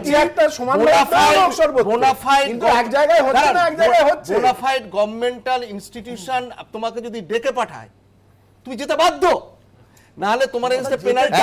একই রকম ভাবে দিলীপ ঘোষ বলছে পুলিশ ডাকলে যাব না, এটাও একটা অসৎ উপদেশ। কি অসৎ উপদেশ? না ডাকলে তো অ্যারেস্ট হবে। 174 ওর এগেইনস্টে সমন ইস্যু হবে, 1 মাস কারাদণ্ড, simple imprisonment with fine of 500 or both. পরিষ্কার লেখা আছে, আইপিসিতেও লেখা আছে। এবং খালি তাই না, পুলিশ যা ডাকলে যাবে না। 41-এ এখন কি 7 বছরের নিচে যেগুলো সাজা, 41-এতে নোটিশ করবে, যেমন 498-এ এখন because of the miss use of the power. তার জন্য কি ব্যাপার, 41 নোটিশ তুমি বলে আমি যাবো না? আরে এটা হতে পারে নাকি? তো পুলিশ ডাইরেক্ট যাবে, গিয়ে অ্যারেস্ট করবে, কেস করবে। পুলিশ তো অ্যারেস্ট করছে। আমি শেষে একটা শ্রীজাতর লেখা কবিতা, যেটা আপনি শোনেননি বা কোনোদিন পড়েন, সেরকম একটা কবিতা আমি আপনাকে শোনাচ্ছি, এটা আপনার উদ্দেশ্যে।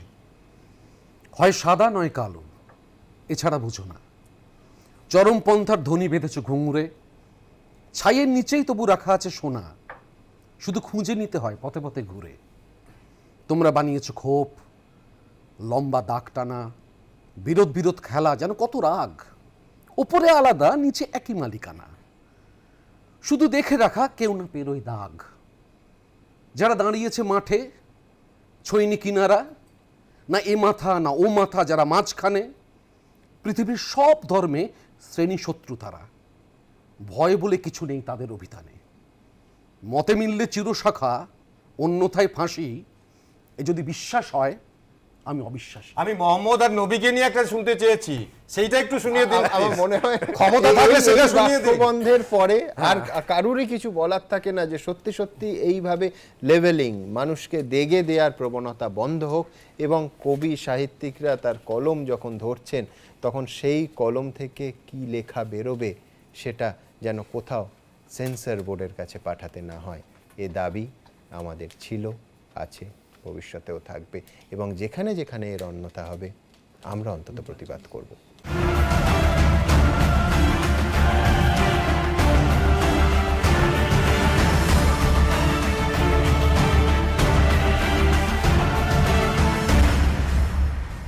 ঘণ্টাখানেক সঙ্গে সুমন নিবেদন করছে আধুনিক টিএমটি বার্স, ভরসা হমেশা, পরিমল শান্তিনিকেতন আগরবাতি, বাঙালির অন্তরে। পার্টনার বাই রাজা গোল্ডেন মারি বিস্কিটস, সোনালী স্বপ্নের স্বাদ চিরন্তন। সুরক্ষা ডায়াগনস্টিক, 26 বছর ধরে সবার সুস্থ থাকার ঠিকানা। অঞ্জলি জুয়েলার্স, সবার জন্য। ডাফ অ্যান্ড ডাটের বাঞ্চ ট্রান্সলেশন মানেই তুলসী প্রকাশনী।